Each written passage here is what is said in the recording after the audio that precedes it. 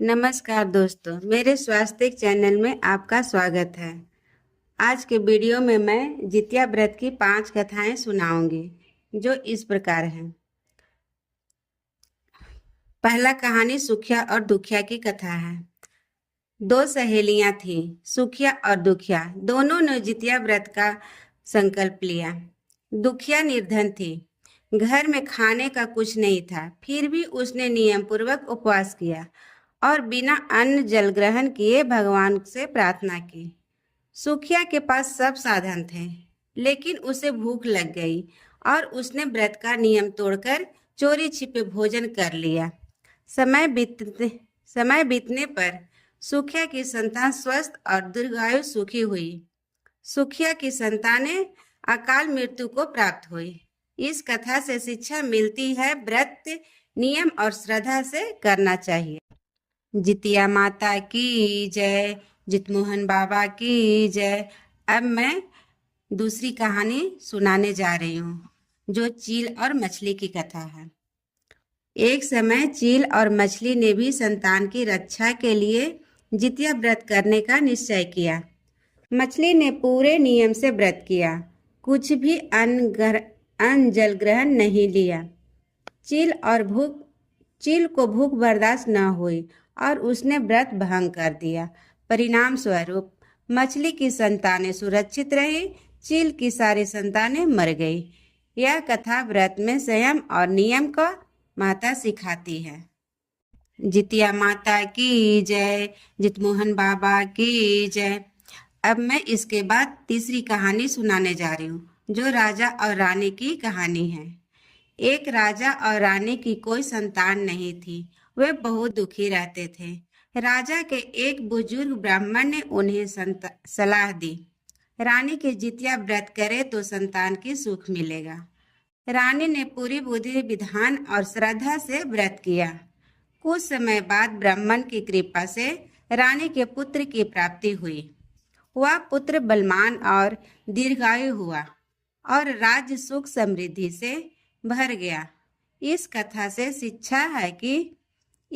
से शिक्षा मिलती है कि जितिया व्रत से संतान प्राप्ति होती है। जितिया माता की जय। तो चौथी कहानी इस प्रकार से है, जो जामुन और पेड़ की कथा है। एक स्त्री का पुत्र हमेशा बीमार रहता था। उसने निश्चय किया कि वह जामुन के पेड़ के नीचे बैठकर जितिया व्रत करेगी। वह उपवास कर रही थी कि तभी एक राक्षस आया और उसके पुत्र को हानि पहुंचाना चाहा, लेकिन व्रत की शक्ति और जामुन के पेड़ की पवित्रता के कारण राक्षस का कोई जोर नहीं चला। स्त्री का पुत्र बच गया और धीरे धीरे पूर्ण स्वस्थ हो गया। यह कथा श्रद्धा, संकल्प और व्रत की शक्ति को दर्शाती है। जितिया माता की जय। अब मैं जितिया व्रत की 5वीं कथा सुना रही हूँ, जो जमुतवाहन की कथा है। बहुत समय पहले उज्जैनी नगरी में शिवदत्त नाम का एक राजा रहा। उसके पुत्र का नाम जमुतवाहन है। वह दयालु, धर्मप्रिय और परोपकारी था। राजमहल में रहते हुए भी उसे वैभव का मोह नहीं था। उसने राज त्याग कर वनवास का जीवन अपना लिया। एक दिन वह वन में घूम रहा था। वहाँ उसने एक वृद्धा स्त्री को बहुत विलाप करते देखा। जमुतवाहन ने पूछा, माता आप क्यों रो रही हैं?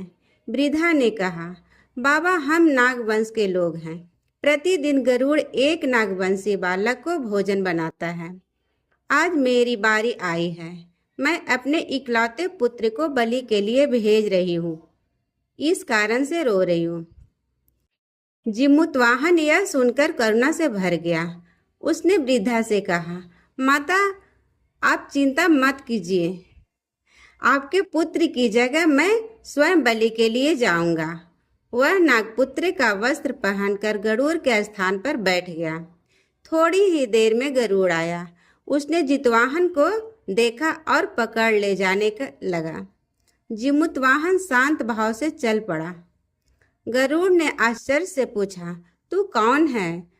तू तो नागवंशी नहीं है। जमुतवाहन बोला, मैं मनुष्य हूँ, परोपकार के लिए तुम्हारे सामने आया हूँ। मैं चाहता हूँ कि इस माँ का इकलौता पुत्र बच जाए।